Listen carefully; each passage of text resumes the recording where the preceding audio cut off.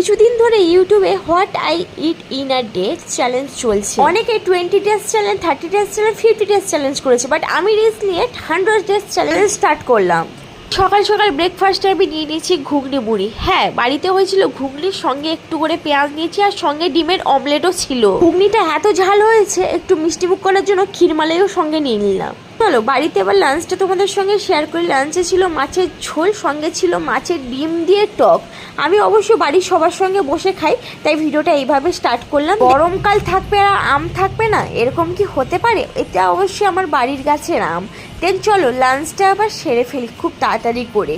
ইভিনিংয়ে কিছু স্পাইসি খেতে ইচ্ছে করছিল, তাই বাজার থেকে চিকেন স্যুপ নিয়ে এসেছিলাম। খেতে কিন্তু অসাধারণ ছিল।